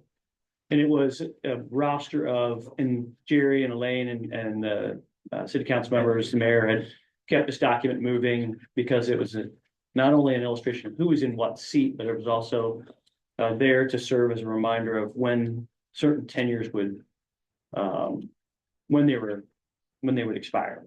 And so what I've done is I've taken the previous document that was meticulously built and I've added some additional detail. Not only to the beginning is relatively similar. And then within the administration department heads, you'll see that each one of the members of our community that's a leader in the different departments, they're listed. And then the boards, the previous document just listed the board by title. I've actually listed the board and then given some high level information about goals and role. And then identified the chair, members for each committee, excuse me, to include library board, planning and zoning, HRC, Beresford Economic Development Corporation, Cablevision, and then subsequently, and after page 4, you'll find annual appointments approved at the first meeting in May to include our city attorney, finance officer, building inspector, code enforcement officer, and our Lewis and Clark Regional Water Board member. Buildings, insurance, finance, utilities, mayoral advisory, parks, pools, recreation, community education, policy procedure, public safety, public works, community bus board, the emergency manager, the health officer, the public health counselor, and both of those last two are new since the last time of the publication of this document. These documents, so when I looked at the committee assignments, I wanted to make sure that we had an adequate balance. I didn't want to overburden anyone in particular council member because I realize each one of us has jobs and families and responsibilities. I did give Kayla an opportunity to lead one board, which is the Policy and Procedure Board, probably the most fun, but also serve on a few additional committees.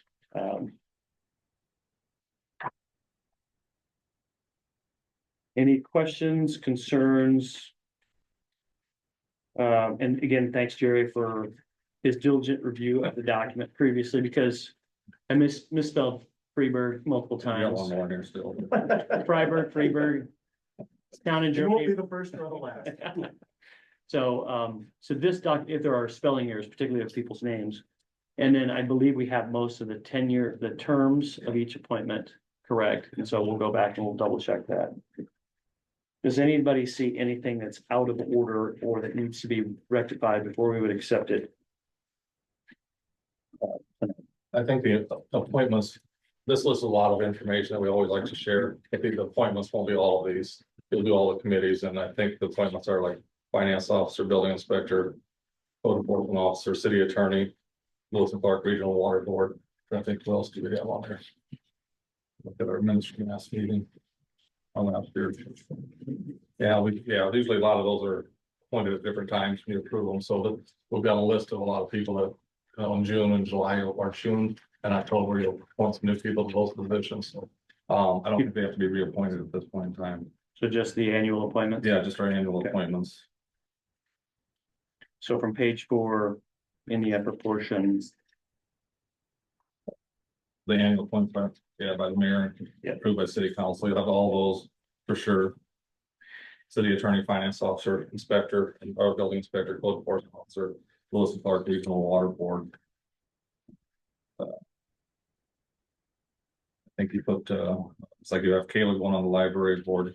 Yeah. You like to, that one, you'll put it on there, and then, and that was one that's still by Art, so and they meet then all of your committees would be okay though. monthly, yeah. All your committees are fine, so. Those are the only ones you have to, so. So I believe we'll entertain a motion to accept the annual appointments. Motion to accept the annual appointments by the mayor. Second. We have a motion and a second on the table to accept the annual appointments by the mayor and approved by the city council. City attorney Freeburg, Nelson and Ask, finance officer Lane Johnson, building inspector Gary Roan, code enforcement officer Joel Johnson of the code enforcement specialist, Lewis and Clark Regional Water Board member Jeff Heidright. And then there was one additional one. Public health officer. The public health officer Suzanne Johnson.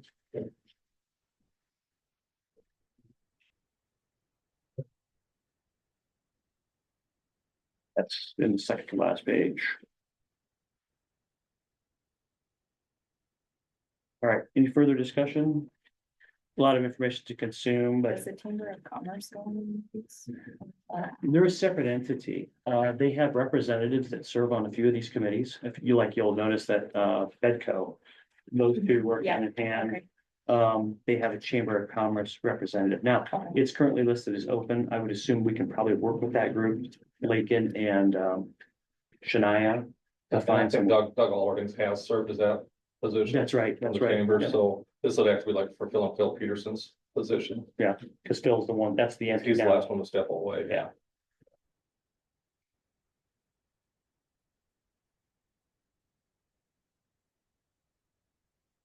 Any further discussion?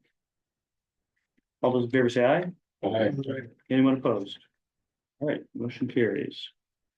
And then we'll, for this document, although it's got a cadence of annual appointments, I think as long as we keep the document as dynamic as possible to flex in the right way, because I think I see a lot of these committees being an extension of our city council that can communicate with the public on how different things are evolving. So I appreciate everybody's taking a look at that.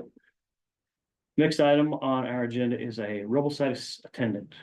Yeah, I think you've probably seen, we've hired a few over the last, couple meetings and, most of them will work occasionally, but none of them on a regular basis. Some of them, one has another job and one doesn't want to work all those hours, so we hope that, they can fill in, but, Greg Rasmussen came in, he's, he could do the, most of the, he will be there most of the time, so we'd like to go ahead and hire Greg Rasmussen at $17 an hour.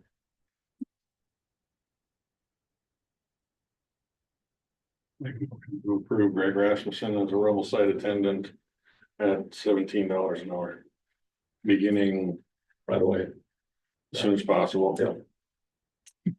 Second. Motion second on the table to hire Greg Rasmussen as a robo-site attendant, $17 an hour, effective immediately. Any further discussion?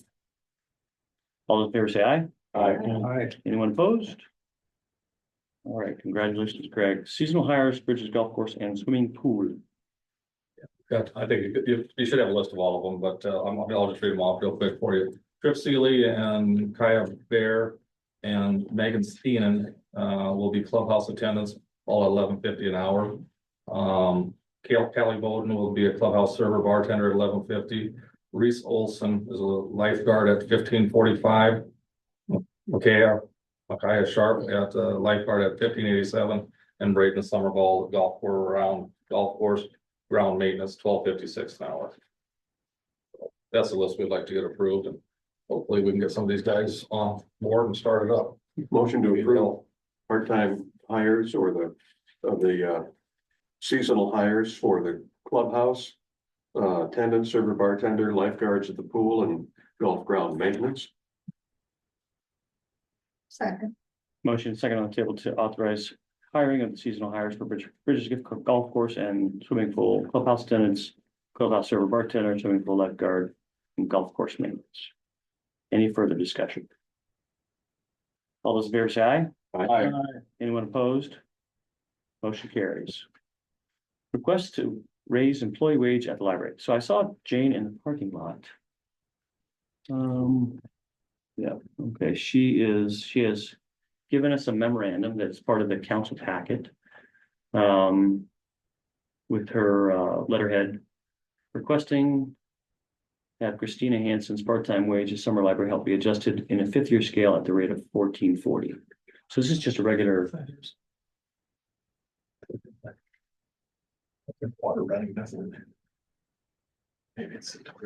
So is this part of like a step process? Well, no, I mean, this is taking it right to the top of the scale. Normally we'd have a flag, well, the normal, that position, call her summer.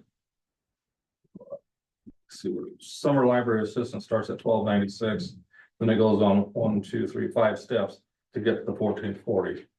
And, Christina started, I believe, this last year as kind of a seasonal summer helper. So I'm guessing she was at $12.96.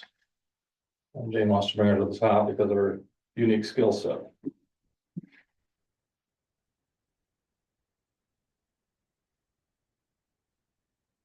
All the other librarians or people working there feel about that. We gave all of them I think if you remember last year, I think she came in and they were all given a pretty sizable raise also.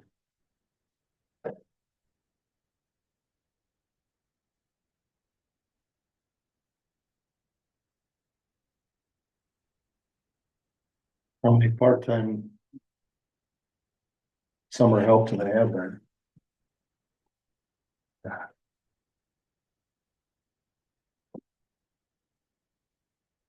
I mean, it would have a scale. I don't know what the scale does. If we just go, every time we turn around, we're changing someone on the scale because. I mean, it's tough. I mean, seems like every time we turn around, somebody wants to bring in somebody, but they won't work unless you give them $1 or $2 or $3 more, so. Maybe that's just the way it is out here in the world anymore. Everyone expects just a little bit more.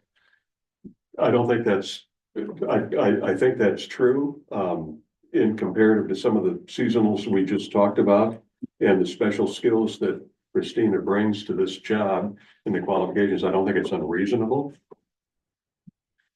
For some of our positions, because the ones that are purely part-time, they're coming on, they're fulfilling a role. Something like this, do we have like with each one of these steps, do we have a set of skills or criteria that we list? No, just if they come back each year, Yeah. also want to work 2 to 3 months. Like, And they're gone. so some of it's time-based for a step pay increase or moving up the wage scale. Yeah, it's just whatever usually the cost of living is, unless you want to do something more.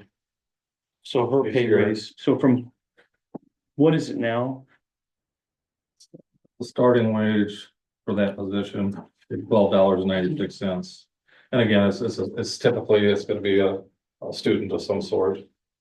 So this is 144 an hour pay increase. But and this is just, is she purely only gonna come in summer or is she gonna continue to work? I really don't know. I couldn't tell you. Okay, she's saying that the pay scale is set up with summer high school help in mind. So she expects her to work less than 160 hours. Mhm. That's what she worked last year. And this would be, so it's without benefits. Correct. Yeah, just pretty much just summer. We're talking probably what, $200 more for the summer. Problem with, I mean, she's certainly qualified, or probably more than qualified than most.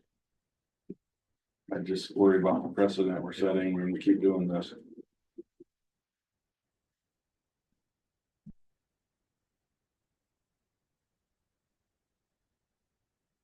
Then just to move forward, I'll make a motion to hire her at the 5th-year rate of $14.40. And I would second that.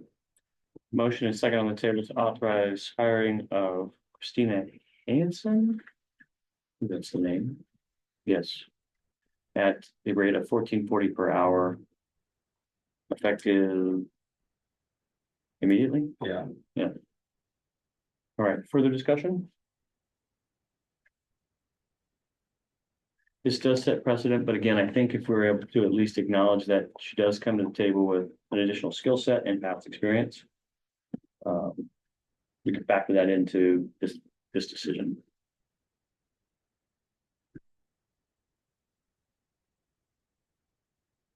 All right, any further discussion? All those in favor say aye. Aye. Anyone opposed? All right, motion carries. Request to close 16th Street from West Main Street to West Spruce Street, West Spruce Street from East property line of Burt's Beer Garden to Jerry Chevrolet back parking lot on the 26th of July for Old Fashioned Weekend Car Show. There's a diagram in your council packet. Normally he likes to use Sioux Corp and they let him use it, but they're gonna have a major construction project going on this summer, so. That probably will be off limits. If it isn't, I think he'd still try to use that, but he just wants to have a backup. So does this drawing reflect? Now, this is spruce on the top of the T there. Correct. Okay. Yep. And Jerry's is okay with having. Yeah, they usually are, and he's talked to Mike now, the beer garden also, so. Okay. Just work around it. It's only a portion of the day. Brings in a real good crowd. Oh, it's a Real big crowd crowd, does a yeah. heck of a job of it. It's getting bigger and bigger every year. Yep, I agree. Make a motion to allow Gerald Deline to shut down the street for old fashioned weekend car show on Saturday, July 26th, 16th Street from West Main south to West Spruce Street, and possibly close Spruce Street from the east side of Bird's Beer Garden to the back parking lot of Jerry's Chevrolet. Is there a time frame we need to set, or? I don't think so. Okay. I mean, I don't think that's necessary. to- Yeah, it's probably all day because they get going early, but they're usually done with their festivities by 3 o'clock. Yeah. And it takes a while to unwind the place, so. Yeah. It's pretty much all He's day. good about getting things wrapped up in a hurry. I second that. We have a motion and a second on the table to authorize closure of 16th Street from West Main Street to West Spruce Street and West Spruce Street from east property line of Bird's Beer Garden, Jerry Chevrolet back parking lot on the 26th of July, which is a Saturday for old fashioned weekend car show. Any further discussion? All those in favor say aye. Anyone opposed? Motion carries. Encryption of police radios. I'm gonna let you do that one. I'm Yeah. not familiar with all that. So- stuff. Yeah. From the communications perspective, Union County. The hub of Union County is the southern end of Union County. And their Union County Sheriff has made the decision to update their radios. And that is on their own accord. Unfortunately, what that radio upgrade does is it renders us unable to speak with them by our current digital ready P25 radios. So the decision was made, Mike reached out to Jim Christensen, Assistant Fire Chief in North Sioux City. And we talked about modifying the radios. But the fact is we'd have to have a different style of digital radio that would accept an encryption. So the genesis of the change in Sioux City was that people were like T-storm chasers, for everybody that's familiar with them.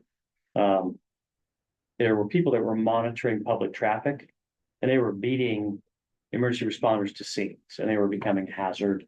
They were basically getting in the way of making a legitimate response to some of these scenes. So they made the decision to go ahead and encrypt their radio traffic. So because they did that, we would have to follow suit. The cost at the outset when Mike looked at this was $5,250. Mike did reach out, expressed his dissatisfaction and lack of communication because we weren't factored into this decision on the front end. And that we didn't budget for this, it's a mid-season, not close to the end of the FY decision. So the firmware upgrade that needs to happen would probably exceed the $1,000 that are budgeted for communications by $4,250. Mike is asking if we would approve this upgrade, he'll make the adjustments so he will make budget adjustments where he has flexibility or flex space for unexecuted dollars so that this isn't a complete sink. And that will allow us to speak with Union County Sheriff's Office. Lincoln County then. Lincoln County, because of their size and scope, they don't plan on making any digital encryption upgrades in any time soon. I think what this is this is writing on the wall for Mike to proactively communicate with Lincoln County Sheriff's Office to determine if they have anything. Now, this encryption firmware may allow, if they move to an encrypted traffic, that may allow us to connect to, if they would move that way. But right now, I don't think there's anything in that. Well, with these encrypted radios, can we communicate with Lincoln? Yes. Okay. Yeah. So once you upgrade to the encrypted digital ready radios, you can accept any digital traffic, whether it's encrypted or unencrypted. Okay. Currently, we can accept unencrypted digital traffic. Well, I think it's kind of an emergency, so it's no brainer. The dispatch comes out of Union County, correct? Our dispatch is in Union County, in Oak Point. Yes, that's correct. It's crucial. Yeah. Yeah. For those of you that are, in the situation that Tyson was involved in, Mike Shirk, Eric Peterson, some of our residents of our community, having that radio communication with Union County is critical. Although there's a lot of activity goes on from here north, I think it's critical for us to be online, so. So what you're saying is this will improve the safety of communications. Maybe it will improve communications at the same time. Yes, let's hope so. I'll make a motion to approve the updated radio firmware, whatever way they need, and the cost of $5,250. Second.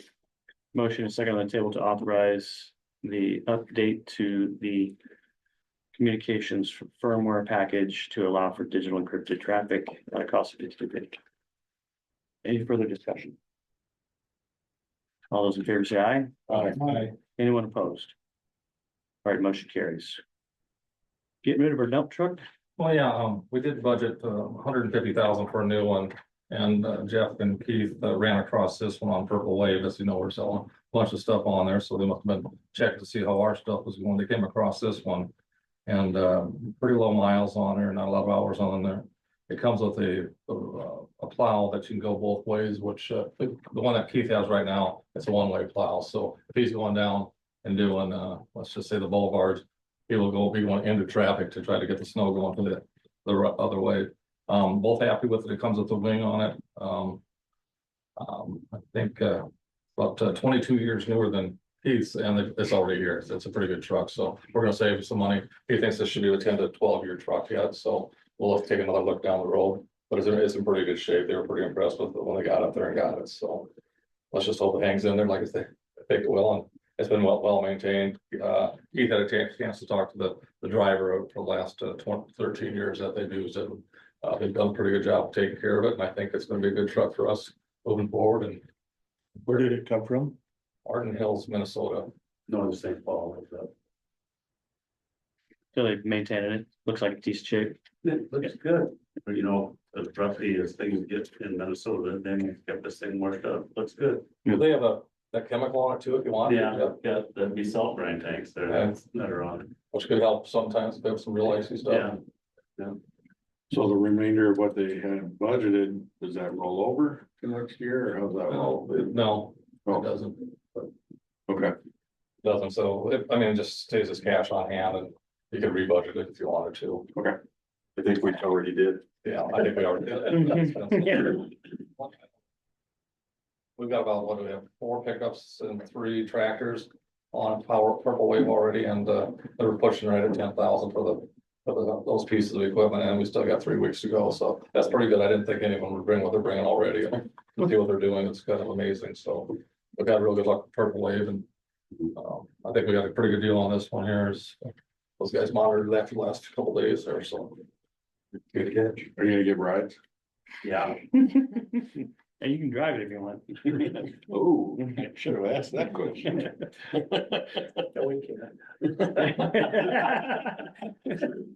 City attorney.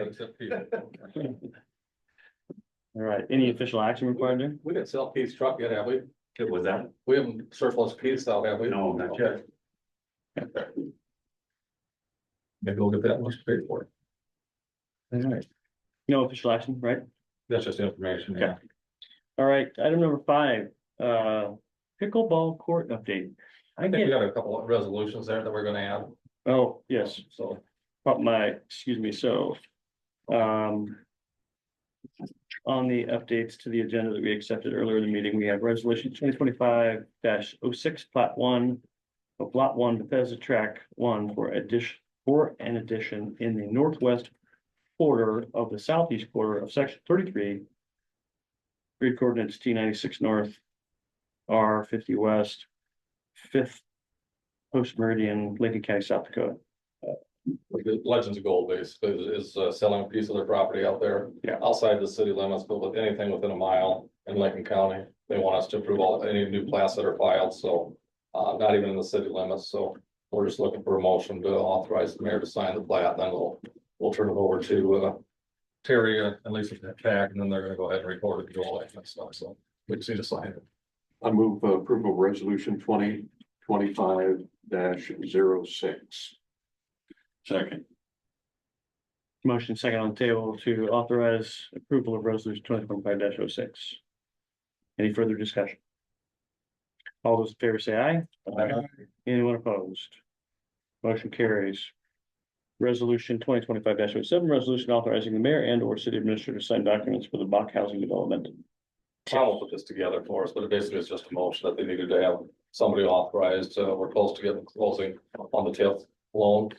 They're just waiting on a final appraisal, and that's supposed to be done today or tomorrow. So we just want to move forward so that as we start to get all these bills, that we can start borrowing against the TIF and just add dollars to pay all the improvements that are going on out there, and then reimburse what we already paid ourselves. So It's all consistent with the TIP plan that you approved, oh boy, 6 months ago. yeah, Somewhere in there. So, this is just for the First Dakota National Bank, and Corey emailed today, and they need just a resolution authorizing the mayor and or city administrator to sign the loan documents for the TIF loan. Will be drawn against to pay for the improvements.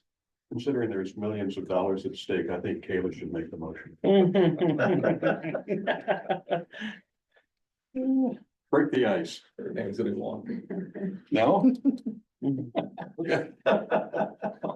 I move approval of resolution 2025-07. Who seconded? There you go. All right. All right, motion is second on the table to authorize the approval of resolution 2025-07. Any further discussion? You know that you're not officially on the hook for that money. All those in favor say aye. Aye. Anyone opposed? The motion carries. Now we get to move to pickleball updates. I get more email about pickleball courts than I do about a lot of other wildly important things in our community. So I'll be glad to hear what. I got Larry and I. Yeah, I got that too. I'll let Larry take the lead on this one. He's a player, so.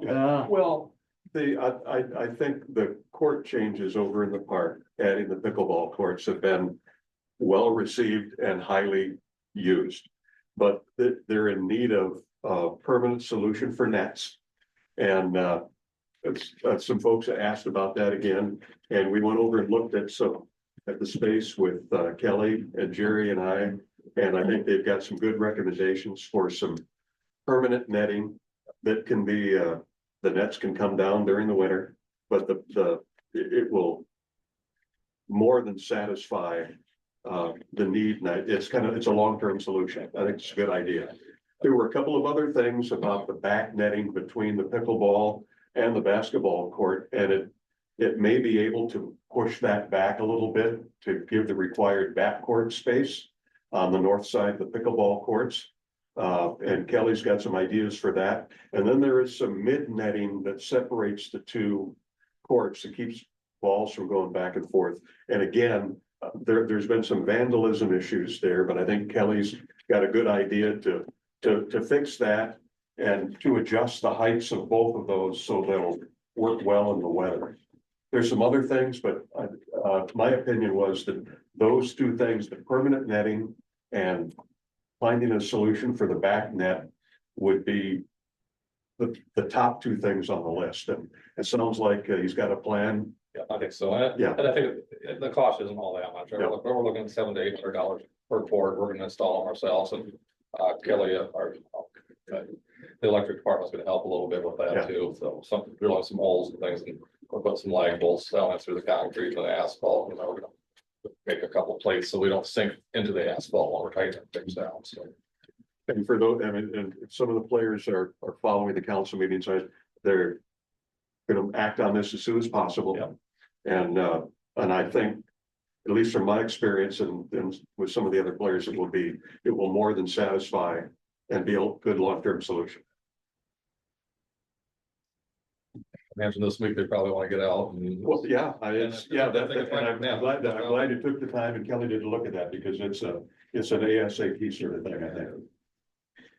Yeah, I know the initial review that Kelly conducted, he looked at it, I thought maybe trying to put something permanent in asphalt wouldn't be good, just because it's not as solid as concrete, but sounds like there's a good, good alternative underneath it. So, All right. I appreciate that update. I will pass that along to our rabid pickleball community. Hey, Jane. All right, anything else on that? No. Okay, I believe the only thing we have left is travel requests for an HR and finance officer school pier, June 10th, 13th, Johnson Simons. Telecom Operations Conference in Fargo, North Dakota, May 13th, 15th, Harris, Hanson, Boom, Ben, Glen. Make a motion to approve travel requests. Second. Motion second on the table to approve the travel requests. Any further discussion? All those in favor say aye. Aye. Anyone opposed? Motion carries. Travel requests have been approved. Any further business for the council? All right, hearing none, this meeting is now adjourned. We approved, Letting James.